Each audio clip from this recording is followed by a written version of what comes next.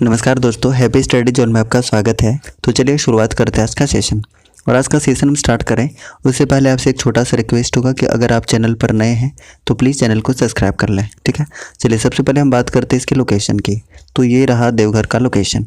और बात करें कि देवघर किस प्रमंडल के अंतर्गत आता है, तो याद रख सकते हैं ये संथाल परगना प्रमंडल के अंतर्गत आता है। और इसके अंतर्गत टोटल जिले कितने आते हैं, तो याद रख सकते हैं टोटल 6 जिले आते हैं। अब ये 6 जिले कौन कौन से हैं? साहेबगंज, गोड्डा, पाकुड़, दुमका, देवघर और जामताड़ा, यानी कि टोटल 6 जिले आते हैं संथाल परगना प्रमंडल के अंतर्गत। अब बात करते हैं कि देवघर से रिलेटेड और भी क्या क्या इन्फॉर्मेशन हो सकते हैं जो हमारे एग्जाम्स के लिए काफ़ी इंपॉर्टेंट हो। तो सबसे पहले बात की, देवघर को बाबा नगरी के नाम से जाना जाता है। बाबा नगरी के नाम से देवघर को जाना जाता है। और देवघर जिला कब बना था, यानी कि इसकी स्थापना कब हुई थी, तो याद रख सकते हैं 1 जून 1983 ईस्वी को इसकी स्थापना हुई थी, यानी कि देवघर जिला बना था। अब पूछ लिया जाता है कि समुद्र तल से इसकी ऊंचाई कितनी मीटर है, तो याद रख सकते हैं 256 मीटर। इसके अलावा अगर इसके क्षेत्रफल की हम बात करते हैं तो क्षेत्रफल कितना है गाइस, 2477 किलोमीटर स्क्वायर। ठीक है, अगर हम जनसंख्या की बात करें तो जनसंख्या कितनी है, 14,92,073। ठीक है, ये टोटल जनसंख्या है। उसके बाद अगर हम साक्षरता दर की बात करते हैं तो साक्षरता दर कितना है, तो 64.85%। ठीक है, अगर हम बात करते हैं कि देवघर जिला में अनुमंडल कितने हैं, तो टोटल 2 अनुमंडल हैं। ये 2 अनुमंडल कौन कौन से हैं, तो आप याद रख सकते हैं एक तो खुद देवघर है और दूसरा मधुपुर है। देवघर और मधुपुर 2 अनुमंडल हैं। प्रखंड की बात करें तो टोटल कितने प्रखंड है, तो याद रख सकते हैं टोटल 10 प्रखंड है और 3 विधानसभा क्षेत्र हैं। 3 विधानसभा क्षेत्र कौन से हैं, तो मधुपुर, सारठ और देवघर, ये 3 विधानसभा क्षेत्र हैं। ठीक है, लोकसभा संसदीय क्षेत्र की बात करें तो टोटल कितना है, तो टोटल 2 है, ये भी आप याद रख सकते हैं। इसके अलावा अगर हम बात करते हैं कुछ धार्मिक स्थान की, देवघर के कुछ धार्मिक स्थान की जहाँ से अक्सर पूछे जाते हैं क्वेश्चन, तो देखिए कौन कौन सा है। तो सबसे पहले बात करते हैं बाबा वैद्यनाथ मंदिर, उसके बाद नौलखा मंदिर, सत्संग आश्रम, उसके बाद लीला मंदिर, देवसंग मठ, तपोवन, ये सारे के सारे कहाँ पर हैं, तो देवघर में हैं। इसके अलावा और भी हम पर्यटन स्थल की बात करते हैं तो नंदन पहाड़ आपको देखने को मिलेगा। त्रिकुट पहाड़ भी आपको यहीं पर देखने को मिलेगा, जहाँ से आपको पता होगा कि त्रिकुट पहाड़ देवघर से मयूराक्षी नदी का उद्गम स्थल है। हालांकि देवघर में मयूराक्षी नदी और अजय नदी दोनों बहती है। अजय नदी कहाँ से इसका उद्गम है, तो याद रखिएगा बिहार के मुंगेर से है। बिहार के मुंगेर से किसका उद्गम है, तो अजय नदी का है। ठीक है, इसके अलावा बात करें तो देवघर के देवीपुर में क्या बनाया जा रहा है, तो एम्स का निर्माण किया जा रहा है देवीपुर में। ठीक है गाइस, ठीक है। अगर पूछ लिया जाए कि एम्स का आदर्श वाक्य क्या है, तो आरोग्यम परम सुखम। आरोग्यम परम सुखम इसका क्या है, तो आदर्श वाक्य है। इसकी स्थापना कब हुई थी अगर पूछ लिया जाए, तो याद रखिएगा 1956 में एम्स की स्थापना हुई थी। ठीक है, इसके अलावा देवघर की अगर हम बात करते हैं तो देवघर में हिंदी विद्यापीठ की स्थापना की गई थी। कब की गई थी, तो 1929 में इसकी स्थापना की गई थी, ये भी आप याद रख सकते हैं।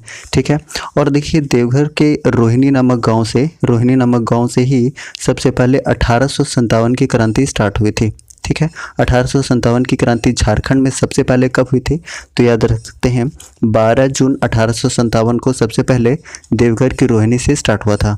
अगर हम बात करते हैं भारत में 1857 की क्रांति कहाँ से स्टार्ट हुआ था, पूरे भारत की हम बात कर रहे हैं, तो ये कहाँ से स्टार्ट हुआ था, तो याद रख सकते हैं मेरठ यूपी से इसकी शुरुआत हुई थी। कब हुई थी, 10 मई 1857 को, ये भी आप याद रख सकते हैं। ठीक है, तो हमने मुख्य रूप से क्या क्या डिस्कस किया है, तो सबसे पहले एक बार हम फटाफट से रिवीजन कर लेते हैं। तो धार्मिक स्थान काफ़ी इंपॉर्टेंट है गाइस। धार्मिक स्थल की हम बात कर रहे हैं, कौन कौन सा है, तो बाबा वैद्यनाथ मंदिर देखने को मिलेगा, नौलखा मंदिर देखने को मिलेगा, ये देखिए बाबा वैद्यनाथ धाम। ठीक है, पूरनमल जो कि गिद्धौर के राजा थे, उन्होंने वैद्यनाथ मंदिर का निर्माण करवाया था, ये भी आप याद रख सकते हैं। इसके अलावा कौन कौन सा मंदिर है, तो हमने बताया था नौलखा मंदिर है, सत्संग आश्रम है, लीला मंदिर है, देवसंग मठ है और तपोवन भी कहाँ पर है, तो ये देवघर में है। इसके अलावा हमने पर्यटन स्थल के बारे में बात किया था कि नंदन पहाड़ी आप याद रख सकते हैं।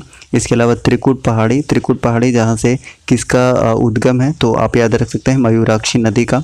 और साथ ही साथ एक और नदी हमने बताया था, कौन सा, तो हमने बताया था अजय नदी का उद्गम कहाँ से है, तो मुंगेर बिहार से इसका क्या है, उद्गम है। इसके अलावा श्रावणी मेला लगता है और क्या ज़बरदस्त भीड़ होती है। अब ये देख सकते हैं ये श्रावणी मेला है जो कि देवघर में हर साल लगता है गाइस, और काफ़ी ज़बरदस्त मेला यहाँ पर लगता है, काफ़ी अच्छी खासी भीड़ होती है। इसके अलावा हमने बात किया था कि हिंदी विद्यापीठ की स्थापना कब हुई थी, तो हमने बात किया था 1929 में इसकी स्थापना हुई थी। और साथ ही साथ हमने डिस्कस किया था कि 1857 का विद्रोह कहाँ से शुरू हुआ था, तो देवघर रोहिणी से झारखंड में सबसे पहले स्टार्ट हुआ था। कब स्टार्ट हुआ था, तो हमने बताया 12 जून 1857 को। और पूरे भारत में भी हमने बताया कब स्टार्ट हुआ था, तो याद रख सकते हैं 10 मई 1857 को। कहाँ से, यूपी मेरठ से इसके स्टार्टिंग हुई थी। ठीक है, चलिए अब यहाँ से हम बात करते हैं कुछ इंपॉर्टेंट एमसीक्यूज जो हमारे एग्जाम्स के लिए बहुत ज़्यादा इंपॉर्टेंट है। तो चलिए शुरुआत करते हैं। पहला क्वेश्चन है, देवघर जिला निम्न में से किस प्रमंडल के अंतर्गत आता है, तो करेक्ट आंसर क्या हो जाएगा, ऑप्शन नंबर बी इसका बिल्कुल सही आंसर हो जाएगा, यानी कि संथाल परगना प्रमंडल के अंतर्गत आता है। और हमने बताया था टोटल कितने ज़िले आते हैं, तो टोटल 6 ज़िले आते हैं इसके अंतर्गत। अब ये 6 ज़िले कौन कौन से हैं, मैप में अगर एक बार फिर से देखना चाहें तो देख सकते हैं कि 6 ज़िले कौन कौन से हैं। साहेबगंज, पाकुड़, गोड्डा, दुमका, देवघर और जामताड़ा, यानी कि टोटल 6 जिले आते हैं संथाल परगना के अंतर्गत, और इसके अंतर्गत आता है देवघर। ठीक है, अगर हम ऑप्शन नंबर बी की बात करते हैं, पलामू की बात करते हैं, तो पलामू के अंतर्गत तीन जिले आते हैं पलामू प्रमंडल के अंतर्गत। ये 3 जिले कौन कौन से हैं, तो आप देख सकते हैं कि यहाँ पर 3 जिले हैं, गढ़वा, पलामू और लातेहार, यानी कि टोटल 3 जिले आते हैं। वहीं पे अगर हम ऑप्शन नंबर सी की बात करते हैं, दक्षिणी छोटा नागपुर की, तो दक्षिणी छोटा नागपुर के अंतर्गत टोटल कितने ज़िले आते हैं, तो ये भी याद रख सकते हैं, तो टोटल 5 ज़िले आते हैं। अब देखिए टोटल 5 ज़िले कौन कौन से हैं, तो रांची, खूंटी, गुमला, लोहरदगा और सिमडेगा, यानी कि टोटल 5 ज़िले आते हैं। वहीं पे अगर आप कोल्हान प्रमंडल की बात करिएगा तो यहाँ पे देखिए सरायकेला खरसावां है, फिर उसके बाद ईस्ट सिंहभूम और वेस्ट सिंहभूम, यानी कि 3 जिला कोल्हान प्रमंडल के अंतर्गत भी आते हैं। ठीक है, तो क्वेश्चन नंबर फर्स्ट का सही आंसर क्या है, ऑप्शन नंबर बी, यानी कि संथाल परगना के अंतर्गत ये देवघर जिला आता है। So option number B is correct one. Next बात करते हैं क्वेश्चन नंबर 2 की, देवघर जिले की स्थापना कब की गई थी, तो इसका करेक्ट आंसर हो जाएगा ऑप्शन नंबर बी, यानी कि 1983 ईस्वी में। सो ऑप्शन नंबर बी इसका सही आंसर हो जाएगा। नेक्स्ट बात करते हैं क्वेश्चन नंबर 3 की, देवघर जिले का मुख्यालय कहाँ पर है, तो 3 का करेक्ट आंसर क्या हो जाएगा, इस ऑप्शन नंबर डी हो जाएगा, यानी कि देवघर में है। So option number D is correct one. Next बात करते हैं क्वेश्चन नंबर 4 की। 4 नंबर क्वेश्चन है, देवघर जिला का क्षेत्रफल कितना है, तो इसके बारे में हमने बताया था कितना है, 2477 किलोमीटर स्क्वायर, यानी ऑप्शन नंबर डी इसका बिल्कुल सही आंसर हो जाएगा। नेक्स्ट बात करते हैं क्वेश्चन नंबर 5 की। 2011 की जनगणना के अनुसार देवघर जिला की कुल जनसंख्या कितनी है, तो करेक्ट आंसर क्या हो जाएगा, ऑप्शन नंबर डी 14,92,073, यानी ऑप्शन नंबर डी इसका सही आंसर हो जाएगा। नेक्स्ट बात करते हैं क्वेश्चन नंबर 6 के। 2011 के जनगणना के अनुसार देवघर जिला का जनसंख्या घनत्व कितना है, तो 6 का करेक्ट आंसर हो जाएगा गाइस, ऑप्शन नंबर बी, यानी कि 602। सो ऑप्शन नंबर बी इसका बिल्कुल सही आंसर हो जाएगा, ऑप्शन नंबर बी। नेक्स्ट बात करते हैं क्वेश्चन नंबर 7 की। 2011 की जनगणना के अनुसार देवघर जिला का लिंगानुपात क्या है, तो लिंगानुपात क्या है, करेक्ट आंसर हो जाएगा ऑप्शन नंबर बी, यानी कि 925। So option number B is correct one. Next बात करते हैं क्वेश्चन नंबर 8 की। 2011 की जनगणना के अनुसार देवघर जिले की साक्षरता दर क्या है, तो इसका करेक्ट आंसर क्या हो जाएगा गाइस, 8 का करेक्ट आंसर हो जाएगा ऑप्शन नंबर डी, यानी कि 64.85%। सो ऑप्शन नंबर डी इसका सही आंसर हो जाएगा। नेक्स्ट बात करते हैं क्वेश्चन नंबर 9 की। 9 नंबर क्वेश्चन है, देवघर जिला के अंतर्गत कुल कितने अनुमंडल हैं, तो मैंने बताया था कितने अनुमंडल हैं, तो टोटल 2 अनुमंडल हैं। और ये 2 अनुमंडल कौन कौन से हैं, तो आप याद रख सकते हैं कि इसमें 2 अनुमंडल, एक देवघर है और एक कौन सा है, मधुपुर है। ठीक है, नेक्स्ट बात करते हैं क्वेश्चन नंबर 10 की। देवघर जिला के अंतर्गत कुल कितने प्रखंड हैं, तो कुल कितने प्रखंड हैं, करेक्ट आंसर हो जाएगा ऑप्शन नंबर डी, यानी कि टोटल 10 हैं। तो ऑप्शन नंबर डी इसका सही आंसर हो जाएगा। नेक्स्ट बात करते हैं क्वेश्चन नंबर 11 की। 11 नंबर क्वेश्चन है, देवघर जिला के अंतर्गत कुल कितने विधानसभा क्षेत्र हैं, तो 11 का करेक्ट आंसर हो जाएगा इस ऑप्शन नंबर ए, यानी कि टोटल 3 हैं। सो option number A is correct one. Next बात करते हैं क्वेश्चन नंबर 12 की। 12 नंबर क्वेश्चन है, निम्न में से कौन सी नदी देवघर जिले से होकर प्रवाहित नहीं होती है? तो 12th का करेक्ट आंसर हो जाएगा ऑप्शन नंबर ए, शंख नदी। ऑप्शन नंबर ए इसका सही आंसर हो जाएगा। शंख नदी ये देवघर से होकर नहीं बहती है, सो ऑप्शन नंबर ए इसका करेक्ट आंसर हो जाएगा। ठीक है, चलिए नेक्स्ट बात करते हैं क्वेश्चन नंबर 13 की। निम्न में से कौन सा पर्यटन स्थल झारखंड के देवघर जिले में स्थित है? तो देखिए कौन कौन सा है। तो 13 का करेक्ट आंसर क्या हो जाएगा? देखिए त्रिकुट पहाड़ भी है और बकुलिया प्रपात भी है, तो करेक्ट आंसर हो जाएगा ऑप्शन नंबर सी, यानी कि उपरोक्त दोनों। नेक्स्ट बात करते हैं क्वेश्चन नंबर 14 की। इनमें से कौन सा धार्मिक स्थल देवघर जिले में है? तो कौन सा है? आप देख सकते हैं वैद्यनाथ मंदिर है, उसके बाद सत्संग नगर भी है और तपोवन मंदिर भी है। तो करेक्ट आंसर क्या हो जाएगा? इस करेक्ट आंसर हो जाएगा ऑप्शन नंबर डी, यानी कि उपरोक्त सभी। सो ऑप्शन नंबर डी 14 का करेक्ट आंसर है। इनमें से कौन सा शिक्षण संस्थान देवघर जिले में स्थित है? तो इसका करेक्ट आंसर हो जाएगा इस ऑप्शन नंबर बी, यानी कि हिंदी विद्यापीठ। स्थापना कब हुई थी? तो 1929 को। नेक्स्ट बात करते हैं, नेक्स्ट क्वेश्चन है, देवघर स्थित इनमें से किस स्थान को रावण का हेलीपैड भी कहा जाता है? करेक्ट आंसर हो जाएगा ऑप्शन नंबर ए, यानी कि त्रिकुट पहाड़ी को। सो option number A is correct one. और यहीं पर कौन से नदी का? तो मयूराक्षी नदी का उद्गम भी है। अब नेक्स्ट क्वेश्चन जिसका आंसर आपको कमेंट बॉक्स में देना है, देवघर स्थित इनमें से किस स्थान को अशोक के पुत्र महेंद्र ने बौद्ध विहार के रूप में बसाया था? इसका करेक्ट आंसर आपको कमेंट बॉक्स में देना है।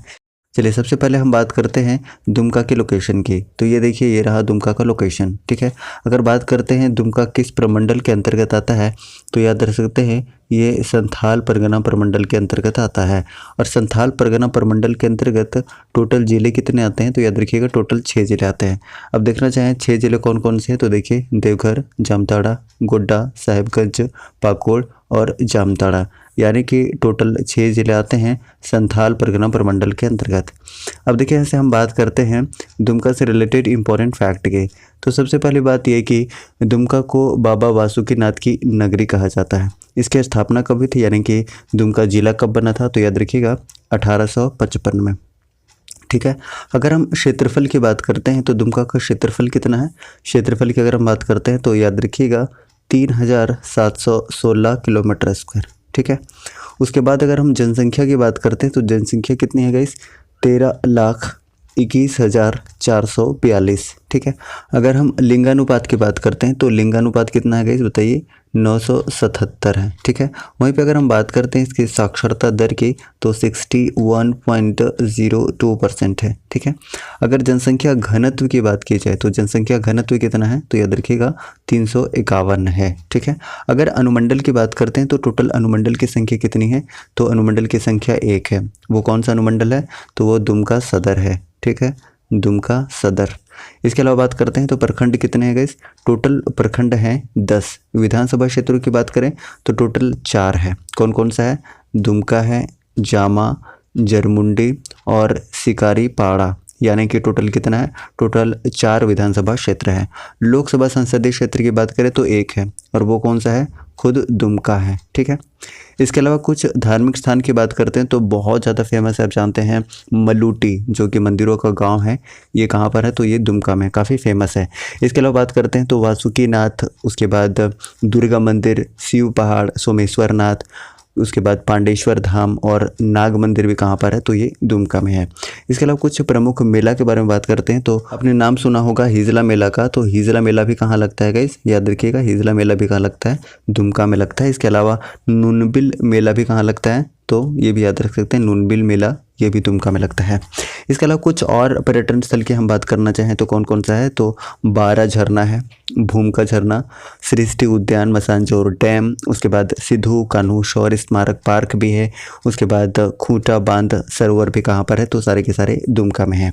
कुछ जनजाति के बारे में बात करते हैं तो आपको देखने को मिलेगा संथाल जनजाति, जो कि झारखंड की सबसे बड़ी जनजाति है और भारत की तीसरी सबसे बड़ी जनजाति है। भारत की तीसरी सबसे बड़ी जनजाति है। पहली कौन सी है? तो याद रखिएगा पहली भील जनजाति है और दूसरी गोंडी जनजाति है। संथाल जनजाति के अलावा यहाँ पर माल पहाड़ियाँ, ठीक है, महली जनजाति और लोहरा जनजाति भी बहुतायत मात्रा में पाई जाती है, ये याद रख सकते हैं दुमका में। ठीक है, इसके अलावा बात करते हैं प्रमुख उद्योग की। तो प्रमुख उद्योग कौन कौन से हैं?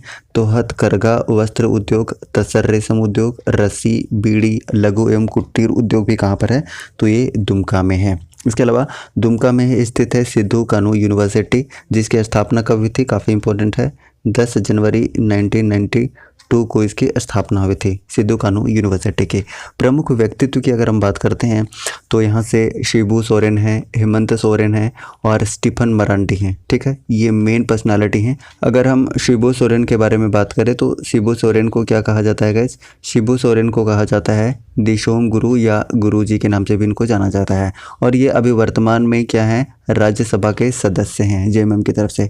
उसके बाद हम बात करते हैं तो ये सीएम कितने बार बन चुके हैं? 3 बार ये सीएम बने हैं। कब कब बने हैं अगर पूछ लिया जाए तो 2005 में, 2009 में और 2010 में बने हैं, यानी कि 3 बार बने हैं। और सबसे न्यूनतम कार्यकाल भी इन्हीं के नाम है, मात्र 10 दिन के लिए बने थे। ठीक है गाइस, कब से कब तक? तो याद रख सकते हैं 2 मार्च 2005 से 12 मार्च 2005 तक, यानी कि टोटल मात्र 10 दिनों के लिए ये मुख्यमंत्री बने थे। इसके अलावा बात करते हैं तो इनसे रिलेटेड कौन कौन सा बुक है जो काफ़ी फेमस है? दिशोम गुरु, शिबू सोरेन, ट्राइबल हीरो शिबू सोरेन और सुनो बच्चों आदिवासी संघर्ष के नायक शिबू सोरेन। तो ये तीनों की तीनों पुस्तक किसके द्वारा लिखा गया है? तो याद रख सकते हैं अनुज कुमार सिन्हा के द्वारा। अनुज कुमार सिन्हा के द्वारा ये पुस्तक लिखी गई है। कौन कौन सा, एक बार रिपीट कर रहा हूँ, दिशोम गुरु, ट्राइबल हीरो और सुनो बच्चों आदिवासी संघर्ष के नायक शिबू सोरेन की कहानी। ठीक है, तो ये तीनों पुस्तक किनके द्वारा लिखी गई है? तो अनुज कुमार सिन्हा के द्वारा। अगर हम बात करते हैं हेमंत सोरेन के बारे में तो हेमंत सोरेन ये अभी दूसरी बार सीएम बने हैं। ठीक है, और बात करते हैं तो ये बरहेट विधानसभा क्षेत्र और दुमका विधानसभा क्षेत्र दोनों जगह से निर्वाचित हुए थे। हालांकि बाद में इन्होंने दुमका विधानसभा क्षेत्र से इस्तीफा दे दिया था और यहाँ पर उपचुनाव में किसने जीत दर्ज की थी पूछ लिया जाए तो बसंत सोरेन ने। इसके अलावा हेमंत सोरेन के बारे में बात करें तो 2019 में इनको क्या मिल चुका है?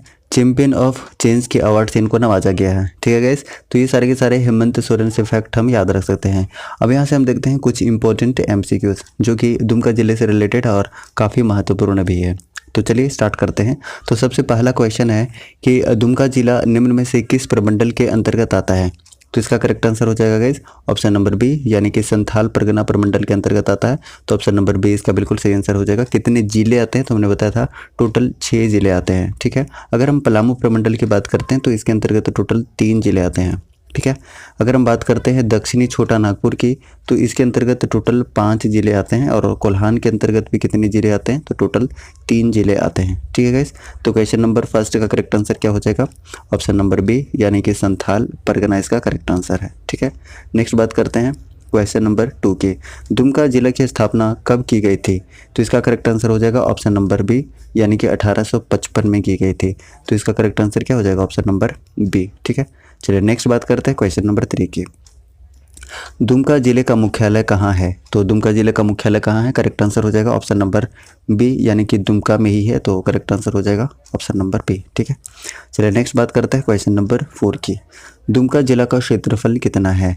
तो इसका करेक्ट आंसर हो जाएगा इस ऑप्शन नंबर ए, यानी कि 3716 kilometre square. So option number A is correct one.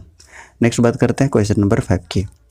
2011 की जनगणना के अनुसार दुमका जिला की कुल जनसंख्या कितनी है? तो इसका करेक्ट आंसर हो जाएगा ऑप्शन नंबर बी, यानी कि 13,21,442। Option number B is correct one. Next बात करते हैं क्वेश्चन नंबर 5 की। 2011 की जनगणना के अनुसार दुमका जिला का जनसंख्या घनत्व कितना है? तो इसका करेक्ट आंसर हो जाएगा ऑप्शन नंबर डी, यानी कि 351 है।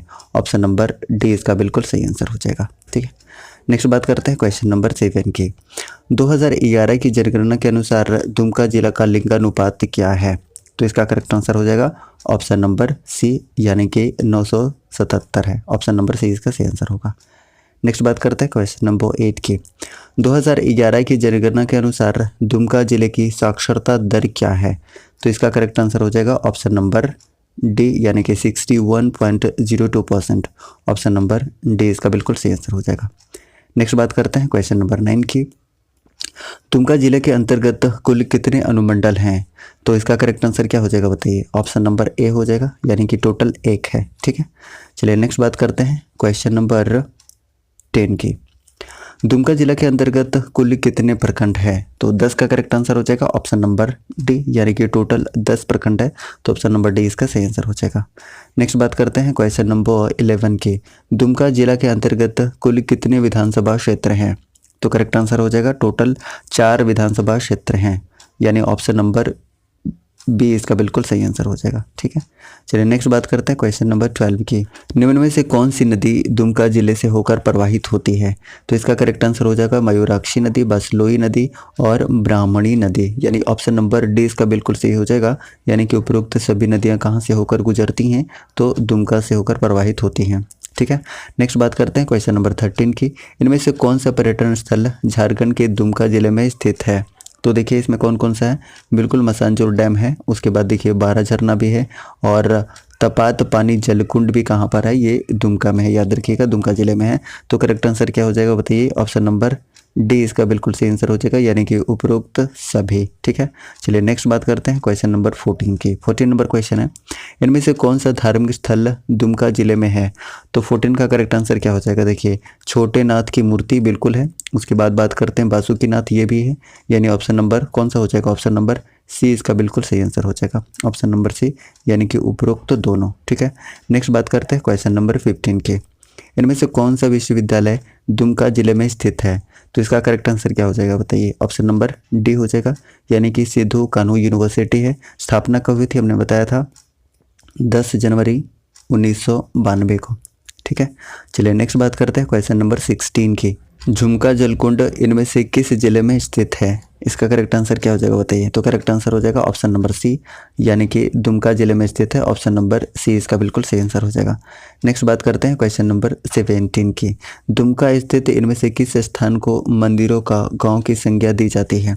तो इसका करेक्ट आंसर क्या हो जाएगा। ऑप्शन नंबर बी हो जाएगा, यानी कि मल्लूटी को क्या कहा जाता है? मंदिरों का गांव कहा जाता है। ठीक है, चलिए नेक्स्ट बात करते हैं क्वेश्चन नंबर 18 की। दुमका स्थित मल्लूटी को इनमें से किस अन्य नाम से भी जाना जाता है? बताइए 18 का करेक्ट आंसर। तो करेक्ट आंसर हो जाएगा ऑप्शन नंबर डी, यानी कि गुप्त काशी के नाम से भी जाना जाता है। तो ऑप्शन नंबर डी इसका बिल्कुल सही आंसर हो जाएगा। नेक्स्ट है क्वेश्चन नंबर 19, जिसका सही आंसर आपको कमेंट बॉक्स में देना है। दुमका के मल्लूटी गांव में इनमें से कौन सा प्रसिद्ध मंदिर अवस्थित है? इसका सही आंसर आप कमेंट बॉक्स में टाइप करके बताइए कि क्या होगा, ए बी सी या डी, कौन सा इसका करेक्ट आंसर होगा। आपको इसका सही आंसर कमेंट बॉक्स में बताना है। तो सबसे पहले बात करते हैं जामताड़ा के लोकेशन की। तो ये रहा जामताड़ा का लोकेशन। अगर बात करते हैं कि इस प्रमंडल के अंतर्गत आता है, तो याद रखिएगा संथाल परगना प्रमंडल के अंतर्गत आता है।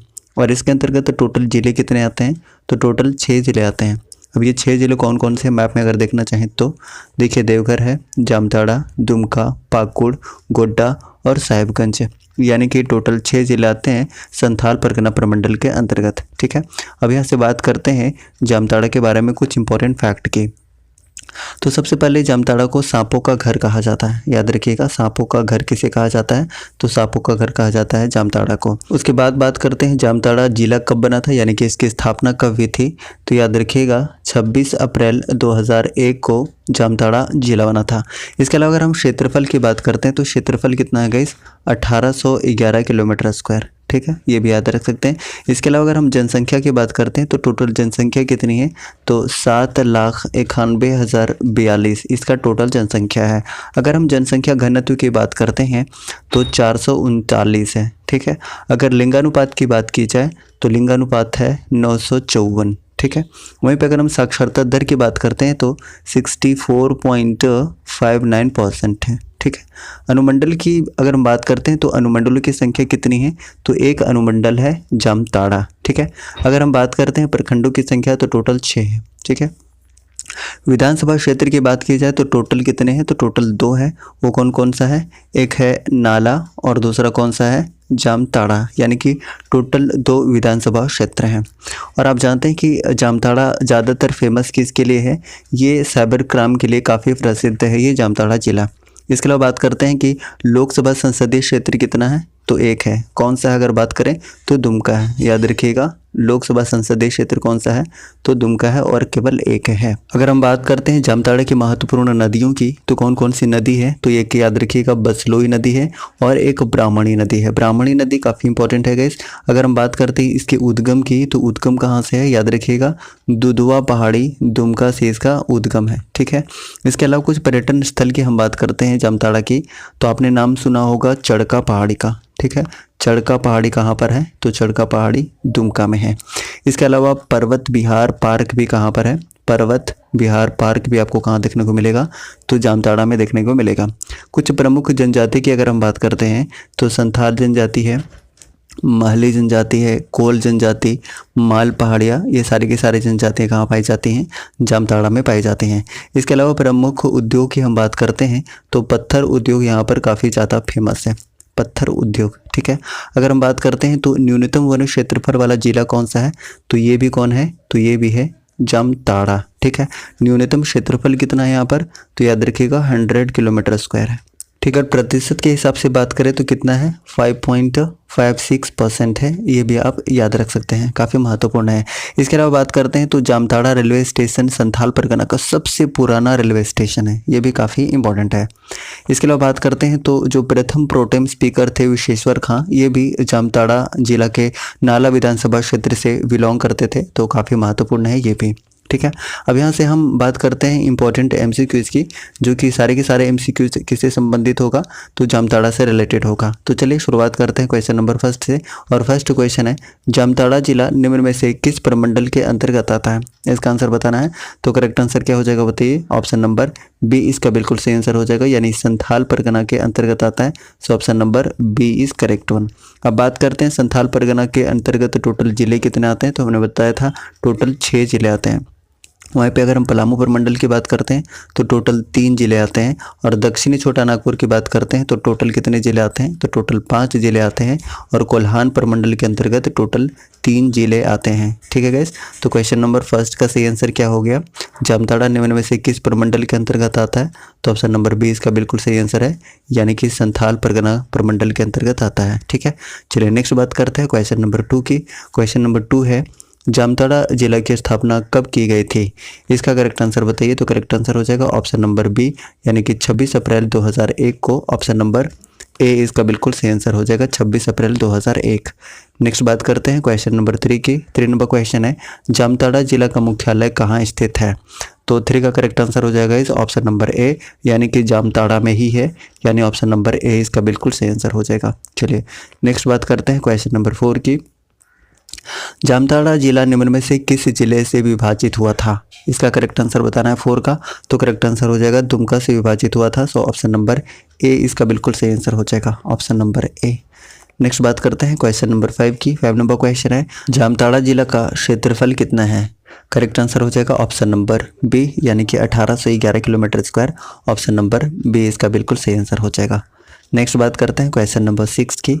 2011 की जनगणना के अनुसार जामताड़ा जिला की कुल जनसंख्या कितनी है, करेक्ट आंसर हो जाएगा ऑप्शन नंबर बी, यानी कि 7,91,042। ऑप्शन नंबर बी इसका सही आंसर होगा। नेक्स्ट बात करते हैं क्वेश्चन नंबर 7 की। 2011 की जनगणना के अनुसार जामताड़ा जिला का जनसंख्या घनत्व कितना है, करेक्ट आंसर हो जाएगा ऑप्शन नंबर बी, यानी कि 439। ऑप्शन नंबर बी इसका सही आंसर हो जाएगा। नेक्स्ट है क्वेश्चन नंबर 8। 2011 की जनगणना के अनुसार जामताड़ा जिला का लिंगानुपात क्या है, करेक्ट आंसर हो जाएगा ऑप्शन नंबर डी, यानी कि 954। Option number D is correct one. Next बात करते हैं क्वेश्चन नंबर 9 की। 2011 की जनगणना के अनुसार जामताड़ा जिले की साक्षरता दर क्या है, करेक्ट आंसर हो जाएगा ऑप्शन नंबर बी, यानी कि 64.59%। ऑप्शन नंबर बी इसका बिल्कुल सही आंसर हो जाएगा। नेक्स्ट बात करते हैं क्वेश्चन नंबर 10 की। 10 नंबर क्वेश्चन है जामताड़ा जिला के अंतर्गत कुल कितने अनुमंडल हैं, तो 10 का करेक्ट आंसर हो जाएगा इस ऑप्शन नंबर ए, यानी कि टोटल 1 अनुमंडल है जामताड़ा खुद। ठीक है, चलिए नेक्स्ट बात करते हैं क्वेश्चन नंबर 11 की।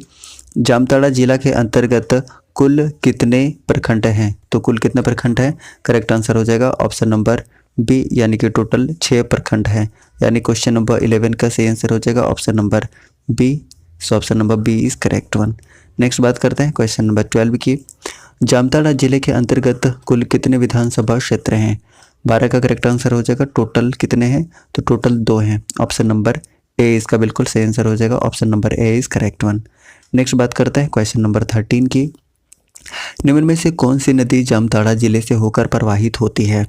13 का करेक्ट आंसर क्या हो जाएगा बताइए? अजय नदी। ऑप्शन नंबर ए इसका बिल्कुल सही आंसर हो जाएगा। सो option number A is correct one. Next है क्वेश्चन नंबर 14, जिसका सही आंसर आपको कमेंट बॉक्स में देना है। 14 नंबर क्वेश्चन है, इनमें से कौन सा धार्मिक स्थल जामताड़ा जिले में अवस्थित है? इसका सही आंसर आपको कमेंट बॉक्स में बताना है। ए सही होगा, बी सही होगा, सी सही होगा या डी सही होगा। इस तरीके से आज का सेशन जामताड़ा से रिलेटेड आपने कंप्लीट कर लिया है। अगर आपको सेशन पसंद आया है तो प्लीज़ लाइक कीजिए। चैनल पर नए हैं तो प्लीज़ चैनल को सब्सक्राइब करके बेल आइकन को प्रेस कीजिए ताकि आपको न्यू वीडियोज़ का नोटिफिकेशन बिल्कुल सही समय पर मिलता रहे। Thank you so much. जय हिंद। तो ये रहा साहिबगंज का लोकेशन। बात करते हैं किस प्रमंडल के अंतर्गत आता है, तो याद रखिएगा संथाल परगना प्रमंडल के अंतर्गत आता है। और संथाल परगना प्रमंडल के अंतर्गत टोटल जिले कितने आते हैं? कई बार हमने बताया तो टोटल 6 जिले आते हैं। मैप में अगर देखना चाहें तो देखिए देवघर, जामताड़ा, दुमका, पाकुड़, साहेबगंज और गोड्डा, यानी कि टोटल 6 ज़िले आते हैं संथाल परगना प्रमंडल के अंतर्गत। अब यहाँ से बात करते हैं साहेबगंज से रिलेटेड कुछ इंपॉर्टेंट इन्फॉर्मेशन के। तो सबसे पहले अगर हम बात करें तो साहेबगंज को क्या कहा जाता है, तो याद रखिएगा बंगाल का प्रवेश द्वार कहा जाता है।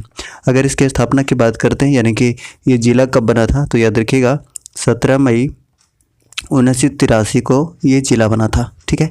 इसके अलावा बात करते हैं क्षेत्रफल की, तो क्षेत्रफल कितना है? 1599 किलोमीटर स्क्वायर है। अगर जनसंख्या की बात करते हैं तो जनसंख्या कितनी है? याद रखिएगा 11,50,567। ठीक है। अगर लिंगानुपात की बात करें तो लिंगानुपात है 952। ठीक है। जनसंख्या घनत्व की अगर बात की जाए तो 558 है, ये याद रखिएगा। ठीक है। इसके अलावा बात करते हैं साक्षरता दर की, तो साक्षरता दर कितनी है? याद रखिएगा 52.04%। ठीक है। अनुमंडल की बात करें तो टोटल 2 अनुमंडल है, एक तो साहिबगंज है और दूसरा राजमहल है। अगर हम प्रखंडों की संख्या की बात करते हैं तो टोटल प्रखंडों की संख्या है 9।